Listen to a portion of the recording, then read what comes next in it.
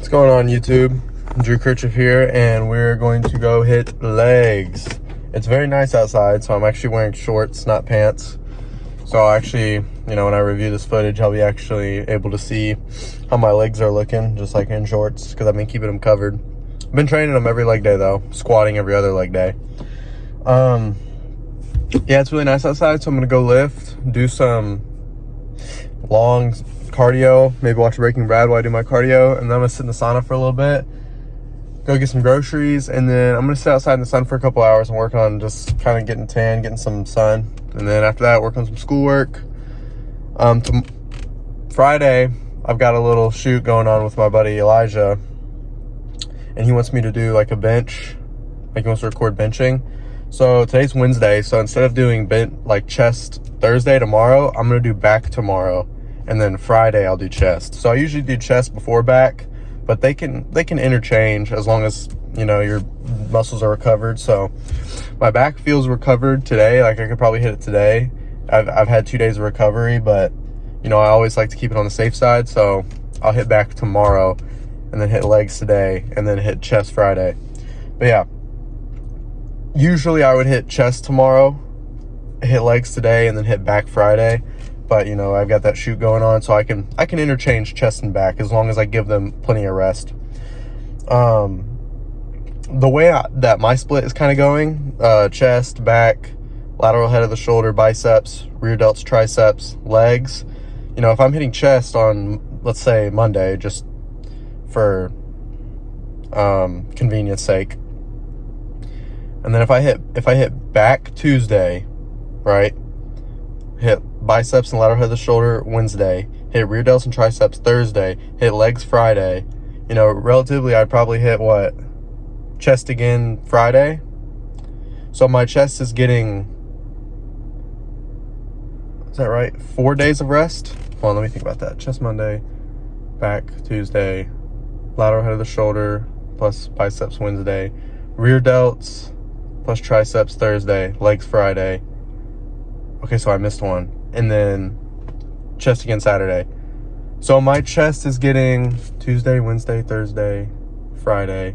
My chest is getting at least 4 days of rest. At least.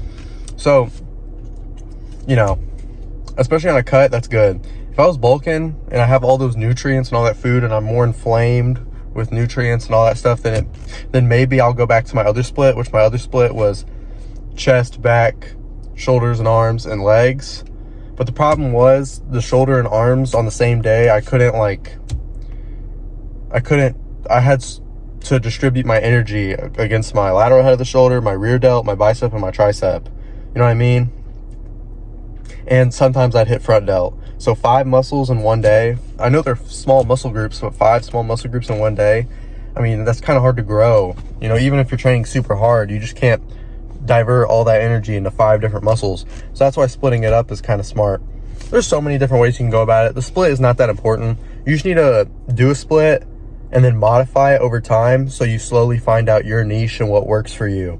So for instance, when I started watching Sam Sulek, he did chest, back, arms and legs, and he didn't have to hit shoulders because he's obviously enhanced. So his shoulders have the most androgen receptors across pretty well your whole body. So when you take an enhancement, your shoulders blow up more proportionally to the rest of your body, your shoulders and your traps, because they have a lot of androgen receptors, androgen receptor modulators. So when you start adding testosterone or more hormones, they blow up more relative to the other muscle groups in your body. So it's mainly your legs and your shoulders and your traps.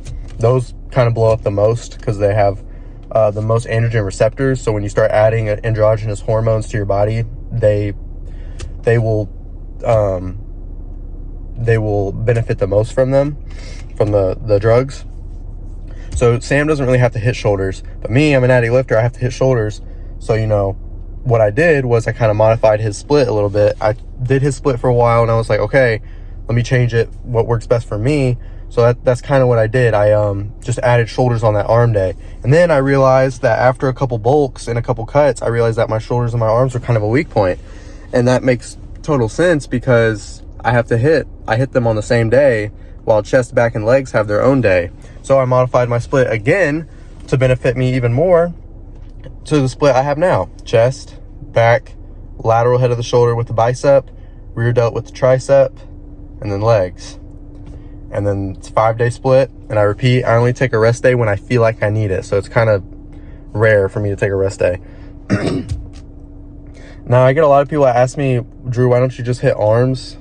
Like, why don't you hit bis and tris together and then you hit shoulders together? I just don't like the idea of pulling up to the gym just to hit shoulders. Like, plus, I don't know if you've ever hit, Jay Cutler put me onto this. If you've ever hit rear delts with triceps at the same time, it's got, like, you know how I feel about my tricep training. So, and my rear delts are pretty strong too. And the rear delts and your triceps are right next to each other. So whether you superset them or you hit rear delts first and then triceps, or you hit triceps then rear delts, the blood comes quick. And the lateral head of the shoulder and the bicep is similar, but it's more noticeable with the rear delt and the tricep because they literally connect with each other. It'd be one thing if you're hitting like biceps with legs because like they're so far from each other, you know what I mean? So you gotta think about little things like that. But yeah, let's go in there. Let's hit legs. We're not squatting today, so I'm just gonna record it. I'll see y'all.